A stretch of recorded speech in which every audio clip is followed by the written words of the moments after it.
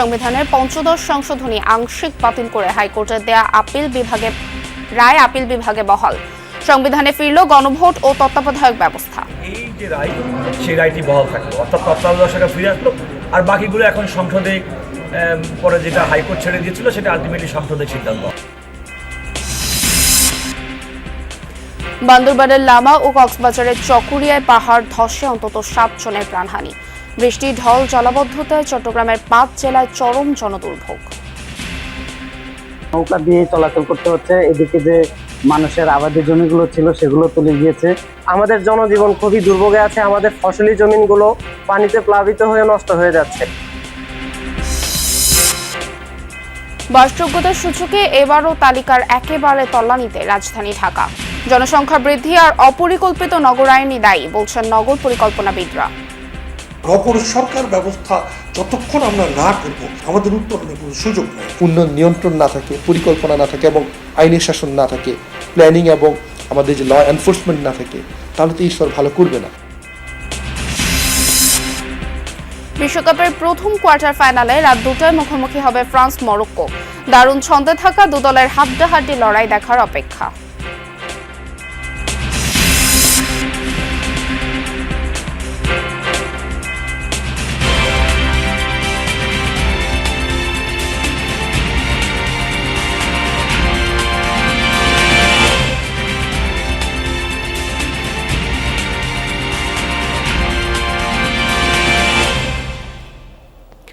আমন্ত্রণ যমুনা নিউজে আপনাদের সঙ্গে আছি আমি স্নিগ্ধ পুরবী। এতক্ষণ শিরোনাম দেখছিলেন। সংবিধানের পঞ্চদশ সংশোধনীর আংশিক বাতিল করে হাইকোর্টের রায় বহাল রাখলেন আপিল বিভাগ। ফলে সংবিধানে ফিরছে গণভোটের বিধান ও তত্ত্বাবধায়ক সরকার ব্যবস্থা। সকালে পঞ্চদশ সংশোধনী নিয়ে রায় দেন প্রধান বিচারপতির নেতৃত্বে 4 সদস্যের আপিল বিভাগ। এটিকে ঐতিহাসিক রায় আখ্যা দেন আপিলকারী ও জামায়াতের আইনজীবীরা। গত সোমবার থেকে টানা কয়েকদিন শুনানি হয়। আপিলকারী বদিউল আলম মজুমদারের আইনজীবীরা পুরো সংশোধনী বাতিল চান, আর আংশিক বাতিল চেয়েছিল জামায়াত। এর আগে 2024 সালের 17 ডিসেম্বর পঞ্চদশ সংশোধনীর কিছু অংশ অসাংবিধানিক উল্লেখ করে তা বাতিল করে রায় দেয় হাইকোর্ট। সেখানে সংবিধানের 44-এর 2 ধারায় মৌলিক অধিকার বলবৎ করতে হাইকোর্টের বাইরে সংসদ চাইলে আলাদা আদালত গঠন করতে পারবে, সেই বিধান বাতিল করা হয়। এছাড়া অবৈধভাবে ক্ষমতা দখল, অসাংবিধানিকভাবে সংবিধান সংস্কার বা পরিবর্তন করা, রাষ্ট্রদ্রোহিতার বিধানও বাতিল করা হয়। পাশাপাশি গণভোট ও তত্ত্বাবধায়ক ব্যবস্থা ফিরিয়ে দেওয়া হয়। পঞ্চদশ সংশোধনী পুরোটাই ছিল জনবিরোধী একটা সংশোধনী এবং এর সবচেয়ে যে খারাপ দিকগুলো ছিল সেগুলো হাইকোর্টের রায়ে বাতিল হয়। তো সেই হাইকোর্টের রায় আজকে যেহেতু আপিল বিভাগ বহাল রাখলেন, আমি মনে করি আজকে এটা একটা ঐতিহাসিক মুহূর্ত। পঞ্চদশ সংশোধনীর মাধ্যমে হাইকোর্ট ডিভিশনে যে 4টি বিষয়কে অসাংবিধানিক ঘোষণা করেছিলেন, এই 4টি বিষয় অসাংবিধানিক ঘোষিত থাকবে। এই রায়ের ফলে হাইকোর্টের এই যে রায়, সেই রায়টি বহাল থাকলো, অর্থাৎ তত্ত্বাবধায়ক সরকার ফিরে আসলো, আর বাকিগুলো এখন সংসদে পরে যেটা হাইকোর্ট ছেড়ে দিয়েছিল সেটা আলটিমেটলি সংসদের সিদ্ধান্ত।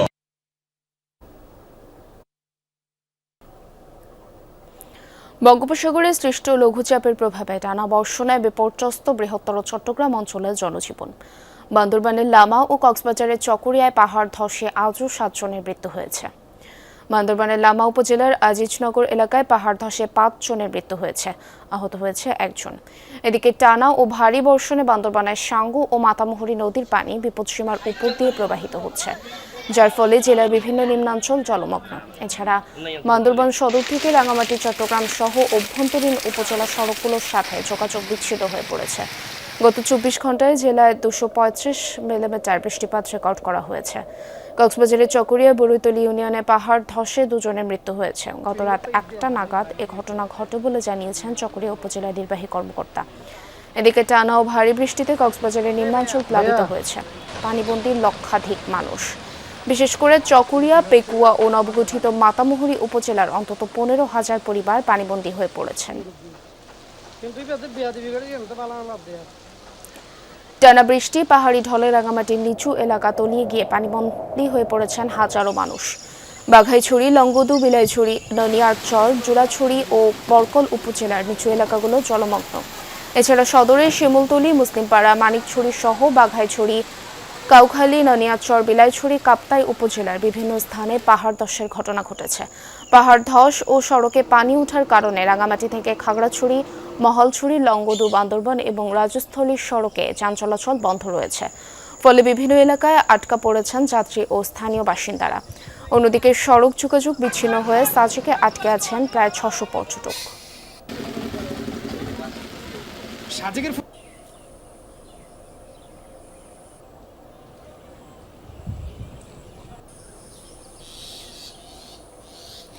রাতে বৃষ্টি কম হওয়ায় খাগড়াছড়ি, চেঙ্গি ও মাইনী নদী সহ ছড়াখালের পানি কিছুটা নেমেছে। এতে জেলা সদরের কিছু নিচু স্থানে জলাবদ্ধতার উন্নতি হলেও বেতছড়ি, মারমাপাড়া, বিচিতলা, লারমাপাড়া, বটতলায় আংশিক এলাকায় এখনও জলমগ্ন। তবে উপজেলার কবাখালী, বেলুং সহ কয়েকটি স্থান সড়ক তলিয়ে থাকায় এখনও বন্ধ যান চলাচল। বন্ধ রয়েছে দীঘিনালা থেকে সাজেক, লংগদু ও বাঘাইছড়ি সড়ক। এছাড়া বিদ্যুৎ উপকেন্দ্রে পানি ওঠায় গতকাল বিকেলের পর থেকে খাগড়াছড়ির দীঘিনালা উপজেলা ও আশেপাশের এলাকায় বিদ্যুৎ বিচ্ছিন্ন হয়ে পড়েছে। সকাল থেকে ভারী বৃষ্টিতে চট্টগ্রাম নগরের জলাবদ্ধতা পরিস্থিতির আরও অবনতি হয়েছে। তৃতীয় দিনের মতো পানিতে তলিয়ে অনেক নিচু এলাকা, চরম ভোগান্তিতে বাসিন্দারা। আগ্রাবাদ, হালিশহর, চান্দগাঁও সহ বিভিন্ন এলাকার রাস্তাঘাট পানিতে তলিয়েছে। পানি ঢুকেছে বাসাবাড়ি এবং দোকানপাটের ভেতরেও। অব্যাহত বৃষ্টিতে স্থগিত বিভিন্ন বেসরকারি স্কুল কলেজের ক্লাস পরীক্ষা। রেললাইন ডুবে থাকায় বন্ধ কক্সবাজার রুটে ট্রেন চলাচল। আবহাওয়া অফিস জানিয়েছে, গতকাল সকাল 6টা থেকে আজ সকাল 6টা পর্যন্ত চট্টগ্রামে 249.4 মিলিমিটার বৃষ্টিপাত রেকর্ড করা হয়েছে। আজও দিনভর বৃষ্টি অব্যাহত থাকবে।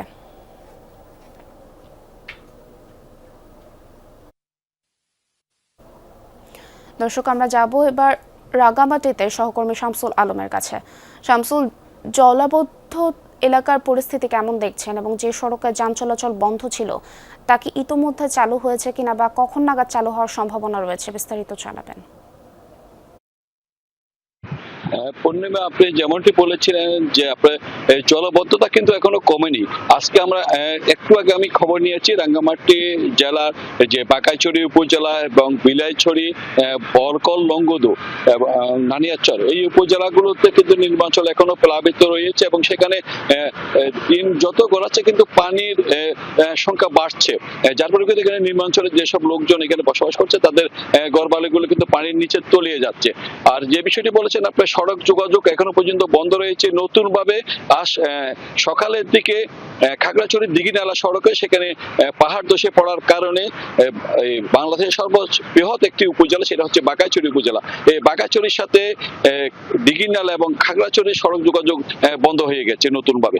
তাছাড়া রাঙ্গামাটির সাথে সরাসরি বান্দরবান এবং খাগড়াছড়ির সড়ক যোগাযোগও বন্ধ রয়েছে। তাছাড়া যে আপনার যে সাজেক যে এলাকা রয়েছে, সাজেকের মধ্যে যে পর্যটকরা আটকে রয়েছে তারা এখনো পর্যন্ত সেখানে অবস্থান করছে। যতক্ষণ পর্যন্ত রাস্তার পানি সরে না যায় ততক্ষণ পর্যন্ত এই আটকা পড়া পর্যটকদেরকে নিয়ে আসা সম্ভব হবে না। ইতিমধ্যে সেনাবাহিনীর পক্ষ থেকে একটি টিম গঠন করা হয়েছে তাদেরকে সেখান থেকে নিয়ে আসার জন্য। এখনো পর্যন্ত সেনাবাহিনীর যে টিম, সেই টিমটি এখনো পর্যন্ত দীঘিনালা এলাকায় অবস্থান করছে বলে আমরা জানতে পেরেছি। তাছাড়া রাঙ্গামাটির যে বিভিন্ন এলাকাগুলোতে পাহাড় ধসের ঘটনা ঘটছে, পাহাড় ধসের কারণে বিভিন্ন এলাকাতে যে বাড়িঘর ক্ষতিগ্রস্ত হয়েছে তাদেরকে নিরাপদ আশ্রয় নিয়ে আসার জন্য প্রশাসনের পক্ষ থেকে বিভিন্ন আশ্রয় কেন্দ্রগুলো খোলা হয়েছে। সেই সব আশ্রয় কেন্দ্রগুলোকে তাদেরকে সরে আসার জন্য বারবার প্রশাসনের পক্ষ থেকে তাদেরকে তাগিদ দেওয়া হচ্ছে। এই ছিল রাঙ্গামাটি থেকে আমার কাছে সর্বশেষ। ধন্যবাদ শামসুল আপনাকে। দিনকে দিন জনসংখ্যা বৃদ্ধি এবং অপরিকল্পিত নগরায়নে প্রাণের শহর ঢাকা বসবাসের অযোগ্য হয়ে উঠেছে বলছেন নগর পরিকল্পনাবিদরা। এবারও বসবাস অযোগ্য শহরের তালিকায় ঢাকার অবস্থান তৃতীয়। বাসযোগ্য শহরের 5টি সূচক বিবেচনায় নিয়ে যুক্তরাজ্য ভিত্তিক গণমাধ্যম প্রতিষ্ঠান ইকোনমিস্ট গ্রুপের গবেষণা বিভাগ ইকোনমিস্ট ইন্টেলিজেন্স ইউনিট প্রতি বছর এই তালিকা তৈরি করে। নগর পরিকল্পনাবিদরা বলছেন, ঢাকাকে বাসযোগ্য করে তুলতে সবার আগে প্রয়োজন রাজনৈতিক সদিচ্ছা। রাজধানী ঢাকা দেশের সব সরকারি দপ্তর, কর্পোরেট অফিস, ব্যবসা বাণিজ্য, উন্নত হাসপাতাল, স্কুল, কলেজ, বিশ্ববিদ্যালয়, এমনকি বিনোদনের বড় আয়োজনও হয় এই মহানগরীতে।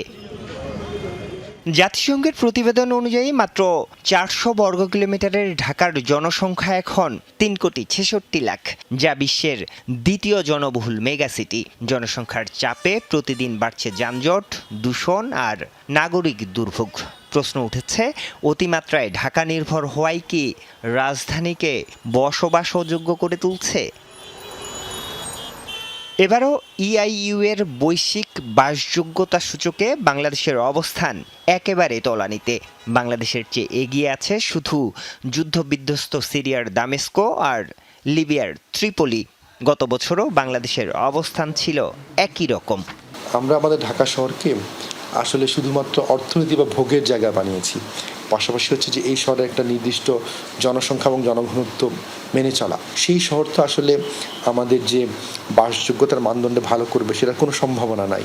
একটি শহরের স্থিতিশীলতা, স্বাস্থ্যসেবা, সংস্কৃতি ও পরিবেশ, শিক্ষা এবং অবকাঠামো, এই 5 দিক বিবেচনায় নিয়ে তৈরি করা হয়েছে এই সূচক, যার মধ্যে সবচেয়ে পিছিয়ে আছে অবকাঠামো সূচকে। আমরা আমাদের অভিঘাতগুলোকে অগ্নি অভিঘাত বলি, তাপমাত্রার অভিঘাত বলি, এমনকি ভূমিকম্প অভিঘাতের জন্য সহনশীল ভবন পর্যন্ত নির্মাণ করতে ব্যর্থ হচ্ছে, যার যা খুশি করার প্রবণতার মধ্যে দিয়ে পুরো দুর্বৃত্তায়ন নগরায়ন তৈরি করেছে। রাজধানীকে বসবাসযোগ্য করে তুলতে ঢাকার বিকেন্দ্রীকরণ সহ পরিকল্পিত নগরায়নের উপর জোর দিয়েছেন নগর বিশেষজ্ঞরা। সিটি গভর্নমেন্ট বা নগর সরকার ব্যবস্থা যতক্ষণ আমরা না করব, আমাদের উত্তরণের কোনো সুযোগ নাই। আমরা 11টা মন্ত্রণালয়ে 54টা সংস্থার হাতে বিভিন্ন দায়িত্ব দিয়ে এই নগরীকে বিশৃঙ্খল অবস্থার মধ্যে ফেলে দিয়েছে। উন্নয়ন নিয়ন্ত্রণ না থাকে, পরিকল্পনা না থাকে এবং আইনের শাসন না থাকে, প্ল্যানিং এবং আমাদের যে ল এনফোর্সমেন্ট না থাকে, তাহলে তো এই শহর ভালো করবে না এবং করছে না। এবং এটা আমাদের যুদ্ধবিধ্বস্ত যে শহরগুলোর কাতারে আমরা আছি, অনেকটা তাই। বাসযোগ্যতার দিক থেকে সবার উপরে আছে ডেনমার্কের কোপেনহেগেন, অস্ট্রিয়ার ভিয়েনা, অস্ট্রেলিয়ার মেলবোর্ন ও সিডনি, জাপানের ওসাকা এবং টোকিও আছে তালিকার 7 এবং 10 নম্বরে। আরিফুর রহমান সবুজ, যমুনা নিউজ, ঢাকা। একদিকে অপরাজেয় ফ্রান্স, অন্যদিকে atlas Lions Morocco.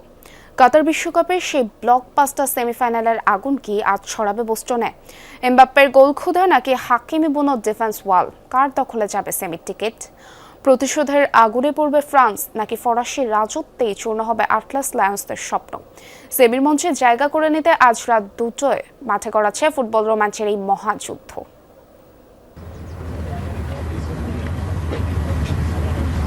Round of 16-এর হিসাব নিকাশ শেষে শুরু হচ্ছে কোয়ার্টার ফাইনালের লড়াই। 48 দলের মহাযজ্ঞ এসে থেমেছে 8 দলে, যার শুরুটা হচ্ছে দুবারের বিশ্ব চ্যাম্পিয়ন ফ্রান্স ও রূপকথার গল্প লেখা মরক্কোর ম্যাচে লড়াই দিয়ে। কাতার বিশ্বকাপের সেই ব্লকবাস্টার সেমিফাইনালের পুনরাবৃত্তি, প্রতিশোধ নাকি আবার ফরাসি রাজত্ব? চলতি বিশ্বকাপে দিদিয়ের দেশমের ফ্রান্স যেন এক অপ্রতিরোধ্য স্পিড কার। গ্রুপ পর্বের তাণ্ডব শেষে শেষ 16তে প্যারাগুয়ের স্বপ্নভঙ্গ করে কোয়ার্টারে পা রেখেছে দিদিয়ের দেশমের দল। আর ফরাসিদের আসল অস্ত্র কিলিয়ান এমবাপ্পে। 7 গোল নিয়ে গোল্ডেন বুটের রেসে থাকা এমবাপ্পেকে যোগ্য সঙ্গ দিতে আছেন নরওয়ের বিপক্ষে হ্যাট্রিক করা ওসমান দেমবেলে। মরক্কোর খেলার ধরন অন্যান্যদের মতো নয়। 4 বছর আগে দোহায় সেমিফাইনালে যখন আমাদের দেখা হয়েছিল, তখনই তারা নিজেদের শক্তি জানান দিয়েছিল। তারা আফ্রিকা কাপ অফ নেশনসের ফাইনালেও খেলেছে, তাই তারা খুব ভালো খেলোয়াড়দের নিয়ে গঠিত অন্যতম সেরা একটি দল। তারা এখানে ভাগ্যের জোরে আসেনি। এটি এমন দুটি দলের মধ্যকার লড়াই যারা বল নিজেদের নিয়ন্ত্রণে রাখতে পছন্দ করে, আক্রমণ করতে পছন্দ করে। আক্রমণ থেকে রক্ষণ সব ক্ষেত্রেই সতর্ক থাকতে হবে আমাদের। ফিফা বিশ্বকাপে মাঠের ফুটবলের পাশাপাশি সমান তালে আলোচনা ও বিতর্ক চলছে রেফারিং নিয়ে। আর এই হাই ভোল্টেজ ম্যাচে রেফারিং এর দায়িত্বে থাকবেন আর্জেন্টিনার রেফারি মিস্টার তেল্লো ও তার সহকারীরা। বিতর্কের মাঝেও রেফারির উপর আস্থা রাখছেন ফরাসিদের কোচ। আমার কোনো সন্দেহ নেই, রেফারি নিয়োগ নিয়ে প্রশ্ন উঠতেই পারে। এক একজনের ম্যাচ চালানোর পদ্ধতি এক এক রকম, এটা আমাদের নিয়ন্ত্রণে নেই। আমি রেফারিদের উপর আস্থা রাখছি। তবে প্রতিপক্ষ কোনো অঘটন ঘটানো দল নয়, দাঁড়িয়ে আছে বিশ্বমানের এক মরক্কো। নতুন কোচ মোহাম্মদ ওয়াহবির অধীনে ডিফেন্স আর কাউন্টার অ্যাটাকের এক নিখুঁত ব্যালেন্স শিট বানিয়েছে আটলাস লায়ন্সরা। গ্রুপ পর্বের ব্রাজিলকে আটকে দেয়া আর শেষ 16তে কানাডাকে 3-0 গোলে উড়িয়ে দেওয়া মরক্কোর গোলপোস্টের দেয়াল হয়ে আছেন ইয়াসিন বোনো, আর রাইট ব্যাকে আছেন PSG স্টার আশরাফ হাকিমি। ইতিহাসের পাতা উল্টালে অবশ্য ফরাসিদের পাল্লাই ভারী। 2 দলের 6 বারের দেখায় ফ্রান্সের জয় 4টিতে আর বাকি 2টি ড্র। তবে ফুটবল প্রেমীদের মনে এখনও টাটকা 2022-এর কাতার বিশ্বকাপের সেই ক্ষত। সেবার মরক্কোর রূপকথা যাত্রা থামিয়ে দিয়েছিল ফরাসিরা। এবার কি সেই হিসাব চোকানোর পালা? যতক্ষণ আমাদের আরো বেশি কিছু পাওয়ার সুযোগ আছে ততক্ষণ আমি কোনো কিছুতেই সন্তুষ্ট হব না।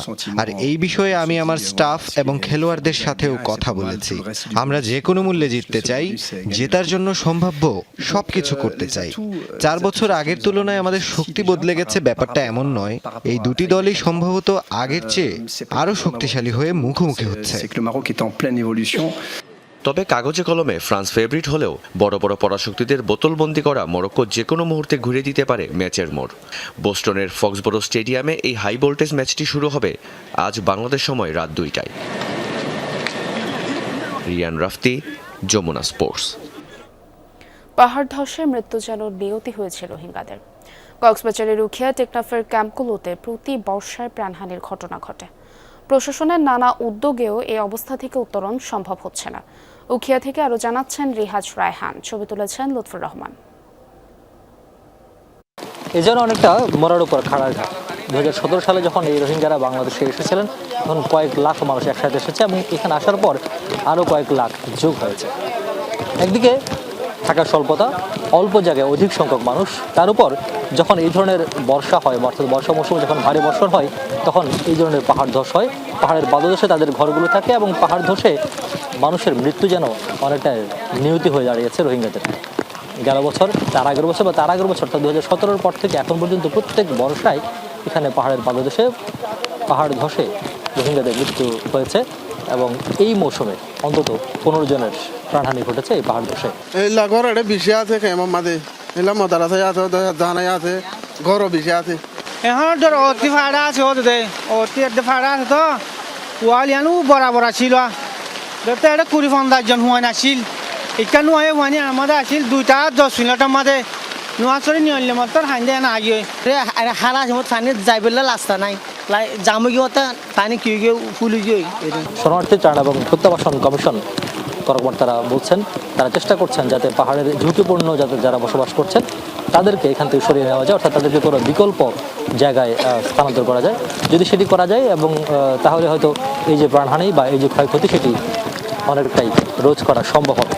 তবে রোহিঙ্গারা বলছেন যেহেতু তারা অনেক দিন ধরে এখানে বসবাস করছেন এবং স্থান সংকুলন না হয়ে মূলত তারা এই ধরনের ঝুঁকি নিয়ে বসবাস করতে বাধ্য হচ্ছেন, সুতরাং এখান থেকে যাওয়ার আসলে বিকল্প তারা দেখছেন না। তারা বলছেন যাতে যত দ্রুত সম্ভব এটির একমাত্র সমাধান হতে পারে তাদেরকে প্রত্যাবাসন, অর্থাৎ তারা যেই ভূমি থেকে এসেছে নিজের ভূমি থেকে সেই নিজের ভূমিতে ফিরে যাওয়াই একমাত্র সমাধান হতে পারে। না হলে এই যে বছর বছর প্রাণহানি বা বছর বছর ক্ষয়ক্ষতি সেটি ঠেকানো বা সেটি রোধ করা একেবারেই অনেকটা অসম্ভব বলে মনে করছেন রোহিঙ্গা জনগোষ্ঠী।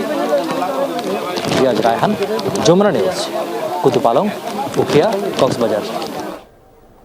চট্টগ্রামের জলাবদ্ধতার খবর জানাতে যুক্ত হচ্ছেন সহকর্মী জোবায়ের রিফাত। রাতভর তো বৃষ্টি হয়েছে এবং নগরের কোন এলাকায় নতুন করে কি জলাবদ্ধতা সৃষ্টি হয়েছে কিনা কি দেখছেন এবং জনভোগান্তির বিষয়টি সম্পর্কেও আমাদের জানাবেন।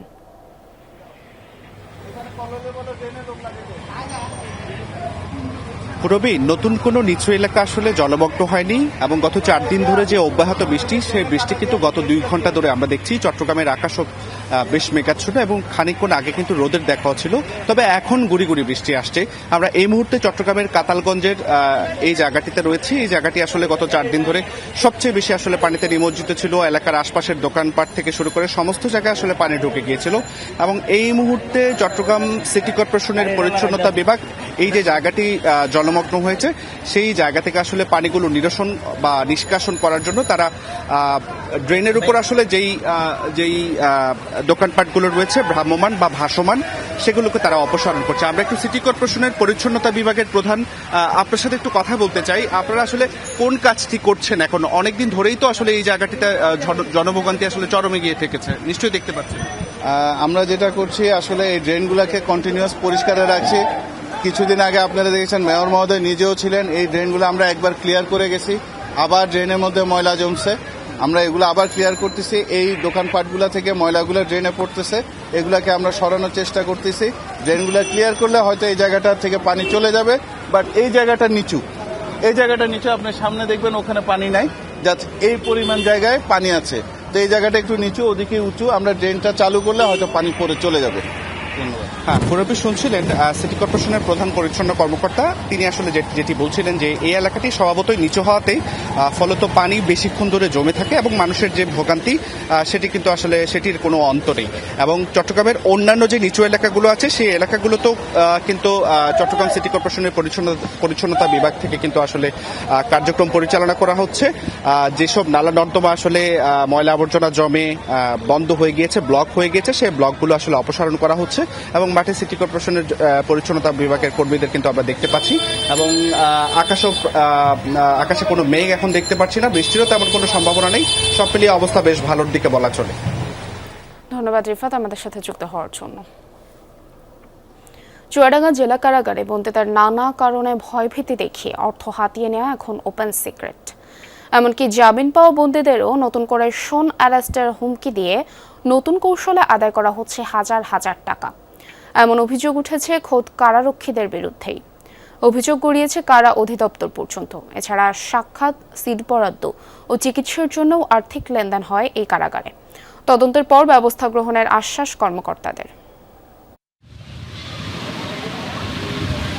জীবননগরের আব্দুল মজিদ সরকার চুয়াডাঙ্গা কারাগার থেকে জামিন নিয়ে বাড়ি ফিরেছেন বেশ কিছুদিন আগেই। তবে হাইকোর্টের জামিন আদেশের পরও কারামুক্ত হতে তাকে গুনতে হয়েছে আরও 20,000 টাকা, যা লেনদেন হয়েছে কারাগারের সুবেদার বাদশার পরিবারের ব্যক্তিগত বিকাশ নম্বরে।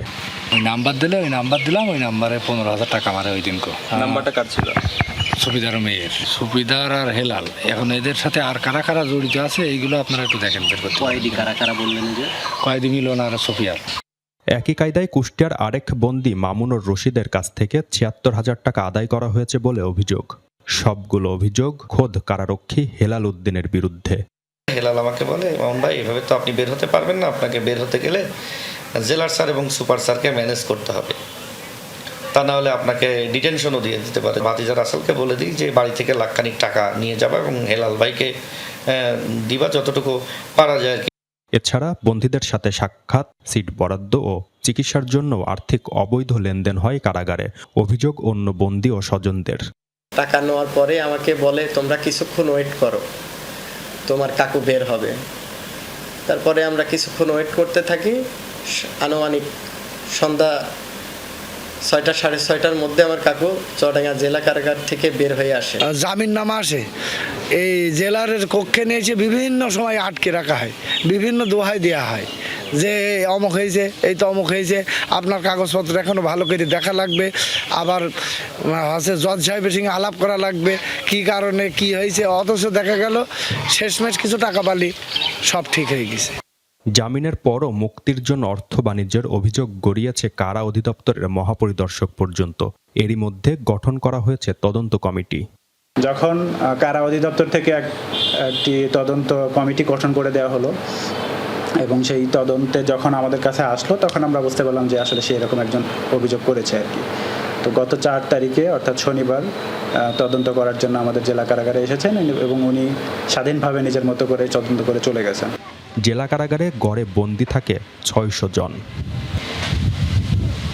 কারা অভ্যন্তরে বন্দীদের জিম্মি করে এই অর্থ আদায়ের যে অভিযোগ এবং বিভিন্ন যে অভিযোগ উঠেছে সেই অভিযোগের ব্যাপারে কারা কর্তৃপক্ষের কোনো আনুষ্ঠানিক বক্তব্য পাওয়া যায়নি। তাই সচেতন মহল এবং ভুক্তভোগীদের দাবি প্রতিটি ঘটনার সুষ্ঠু এবং নিরপেক্ষ তদন্ত হোক, দোষীদের আইনের আওতায় আনা হোক। জিসান আহমেদ, যমুনা নিউজ, চুয়াডাঙ্গা। রাজধানীর চীনমৈত্রী সম্মেলন কেন্দ্রে জাতীয় বৃক্ষরোপণ অভিযান ও বৃক্ষমেলার উদ্বোধনী অনুষ্ঠানে বক্তব্য রাখছেন প্রধানমন্ত্রী তারেক রহমান। সরাসরি যাচ্ছি তার বক্তব্যে। যথেষ্ট কারণ আছে এবং গত পরশুদিন আমি সাভারে গিয়েছিলাম সেনাবাহিনীর একটি প্রশিক্ষণ কেন্দ্র দেখতে। যার সময় দুপাশে মিল ইন্ডাস্ট্রি আছে, অবশ্যই সেটা একটি ভালো বিষয়, কিন্তু মিল ইন্ডাস্ট্রির কারণে সবকিছু মিলিয়ে দুপাশের রাস্তার যে অবস্থা এটি আপনাদের প্রত্যেকেরই চোখে পড়েছে। আমার মনে হয় কোনো একটি সভ্য দেশে, একটি সিভিলাইজড দেশে এরকম পরিস্থিতি বোধহয় হওয়ার কারণ নয়। এই অবস্থা তৈরির জন্য কম বেশি আমরা যেরকম সকলেই দায়ী, আমি ব্যক্তিগতভাবে মনে করি আমরা সকলে চেষ্টা করলে এই অবস্থার পরিবর্তনটিও আমরা করতে পারবো। আমার মনে হয় আজকের এই পরিবেশ, বিশ্ব পরিবেশ দিবস উপলক্ষে বোধহয় এরকম একটি প্রতিজ্ঞা বা শপথ বোধহয় আমাদের প্রত্যেকের নেওয়া উচিত আজকে। আসুন এবার আরো কিছু গুরুত্বপূর্ণ বিষয় আমি আমার অবস্থান থেকে আপনাদের সামনে তুলে ধরতে চাইছি। যদিও বক্তব্যের পর অনেক লম্বা হয়ে গেছে, আমি চেষ্টা করব আমার বক্তব্যটিকে সংক্ষিপ্ত রাখতে। সম্মানিত সকল উপস্থিতিবৃন্দ, পবিত্র কোরআনের একটি আয়াত উল্লেখ করে আমি আমার বক্তব্যটা শুরু করি। আল্লাহ তাআলা বলেছেন, তিনি সেই সত্তা যিনি পৃথিবীতে যা কিছু আছে সব তোমাদের জন্য সৃষ্টি করেছেন। সুতরাং নদী, নালা, গাছপালা, কীট পতঙ্গ, বন্য কিংবা গৃহপালিত পানি, অর্থাৎ আমাদের চারপাশ পরিবেশ প্রতিবেশ, অর্থাৎ আল্লাহর এই সকল সৃষ্টি সবই কিন্তু মানুষের উপকারের জন্য। তবে আল্লাহ সকল সৃষ্টি থেকে যদি উপকার ভোগ করতে হয়, তাহলে মানুষ হিসেবে অবশ্যই কিন্তু আমাদের কিছু দায়িত্ব এবং কর্তব্য রয়েছে, যা খুব সংক্ষেপে আমি আপনাদের সামনে মাত্র তুলে ধরেছি। যথানিয়মে সকল সৃষ্টির যত্ন এবং পরিচর্যা করা আমরা যারা মানুষ তাদের বা মানব সমাজের দায়িত্ব। বিজ্ঞানের উৎকর্ষতার সঙ্গে সঙ্গে এটি প্রমাণিত সত্য যে ইকোসিস্টেম বা বাস্তুতন্ত্র যেটা আছে, এটার সঙ্গে মানব সমাজের সম্পর্ক অত্যন্ত গভীর এবং অবিচ্ছেদ্য। এই বাস্তুতন্ত্র বা ইকোসিস্টেমের নিরাপদ লালন এবং বিকাশের সঙ্গে মানব সমাজের নিরাপদে বেড়ে ওঠা ওতপ্রোতভাবে জড়িত। গতকালকে, এই জন্য বলছি, গতকালকে আমার সাথে সংসদে বিরোধী দলীয় নেতা ওনার কথা হচ্ছিল, এমনি আমরা দুই রাজনৈতিক কর্মী আমরা আলাপ করছিলাম একটি বিষয়। কিছুদিন দর্শক, এই ছিল যমুনা নিউজে।